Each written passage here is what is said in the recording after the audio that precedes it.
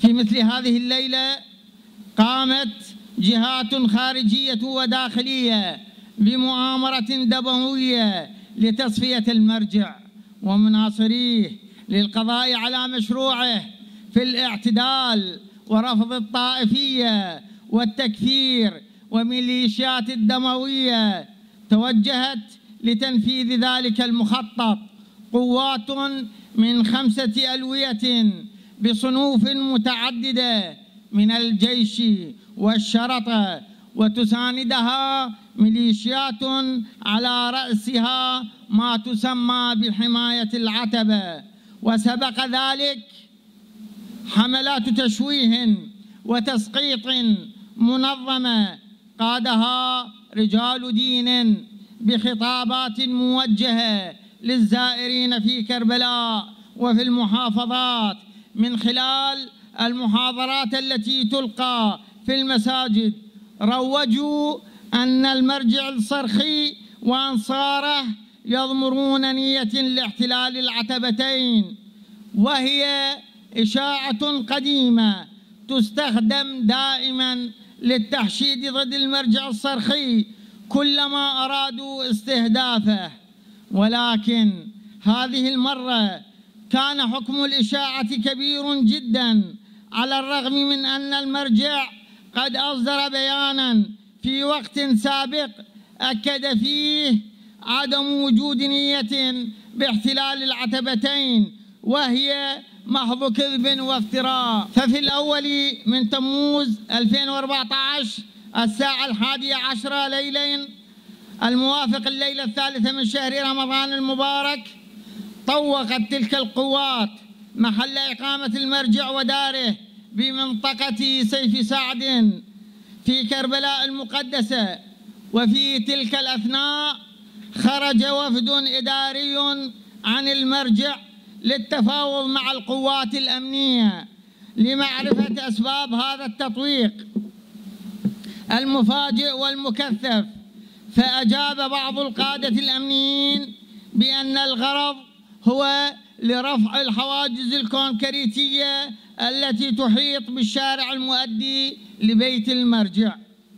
فأجابه الوفد بأن إزالة الحواجز لا تستلزم كل هذا التواجد العسكري والتطويق الأمني والطيران الحربي، ويكفي أن تتصلوا بنا ونجلس ونتفق على آلية، خصوصا وأن تلك الحواجز الكونكريتية لم توضع إلا بطلب ومخاطبة لمجلس المحافظة ودائرة البلدية، وحصلت الموافقة بسبب الانهيارات الأمنية التي حصلت في الموصل وبعض المناطق في العراق. لذلك كان من حقنا أن نحمي أنفسنا ومرجعنا، وحماية المرجعية منصوص عليها دستوريا، فلماذا تستثنى المرجعية العراقية من الحماية في حين تحظى المرجعيات غير العراقية بالحماية اللازمة والاحتماء بالمراقد المقدسة وضمن طوقها الأمني؟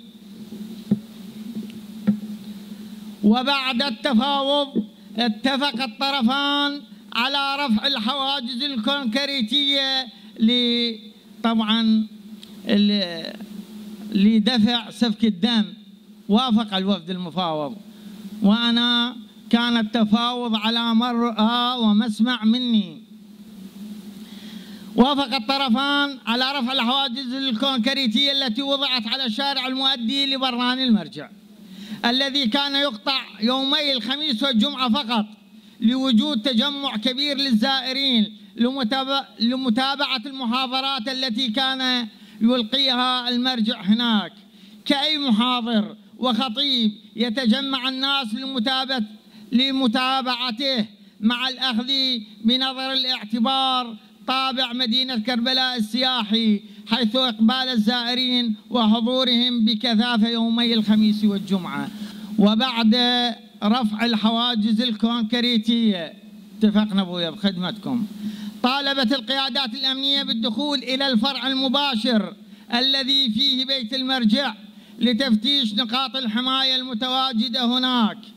وهنا عرف الوفد المفاوض أن الغرض ليس رفع الحواجز، بل هو التمهيد لاعتقال المرجع أو تصفيته، فرفض الوفد ذلك. ومع استمرار التفاوض انطلقت عيارات نارية من إحدى العجلات العسكرية ما تسمى بالهمر باتجاه بيت المرجع، فحصلت ردة الفعل من الحماية المرخصة بحمل السلاح البالغ عددهم 30 عنصراً الذين كانوا يرتدون الزي المدني بحسب شروط مجلس المحافظة. فحصل تبادل إطلاق نار، وبدأت الطائرات بالقصف والتمشيط بشكل عشوائي، كما استعملت كافة أنواع الأسلحة من قبل الجيش والميليشيات. فسقط في تلك الليلة عدد من الجرحى والشهداء من أتباع المرجع، وكان ممن استشهد في تلك الليلة الشهيد ياسر رزاق والشهيد حسين المرشدي، وأصيب العشرات بإصابات بليغة. استمر القصف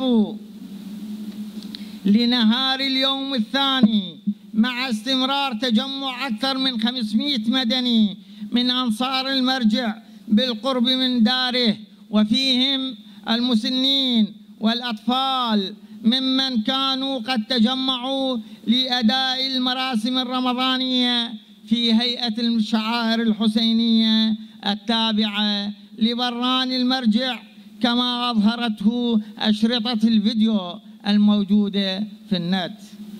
في اليوم التالي أي نهار 2 تموز واصلت الجهات الأمنية والميليشياوية تطويقها لبران المرجع،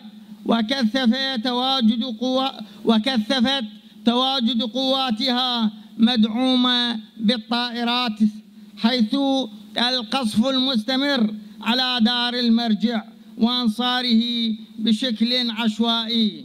وكان الصبر والثبات على المبدأ والإيمان بأحقية القضية ومشروعيتها، وفي صورة من صور الصمود والتحدي قل نظيره في العالم.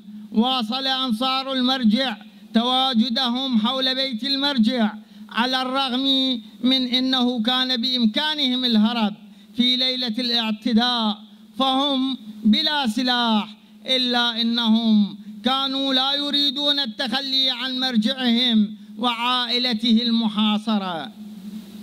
كانت روح التضحية والفداء عند أنصار المرجع نابعة من الإيمان العميق بأن هذه المرجعية لا تمثل شخص المرجع، بل هي رسالة إصلاح وثورة فكرية تستحق بذل الغالي والنفيس من أجل بقاء ديمومتها وإيجاد المساحة الكافية لتطبيقها على أرض الواقع، للخلاص من التطرف والطائفية المقيتة، والإصرار على الحفاظ على المبادئ والقيم الإسلامية والإنسانية والعربية التي انسلخت المجتمعات منها بسبب دعاة التطرف من رموز دينية مضلين مستأكلين وساسة انتهازيين نفعيين، وبدعم من دول لا تريد الخير للعراق. وبعد اطمئنان أنصار المرجع على سلامته وخروجه من الدار إلى مكان آمن، بدأوا بالانسحاب كمجموعات متفرقة، فمنهم من نجا من الاعتقال ومنهم من اعتقل، وأنا ممن اعتقل، ورأيت بأم عيني ماذا فعلوا منتحلي التشيع بنا وكيف تعاملوا معنا. ولكن المأساة حصلت ما بعد الانسحاب. عند دخول القوات الحكومية والميليشياوية لدار المرجع وعدم العثور عليه جعلهم يستشيطون غضبا لأن آمالهم تبددت ومخططاتهم فشلت في القضاء على المرجع، ففرغوا غضبهم بالمعتقلين، وعلى المعتقلين العزل.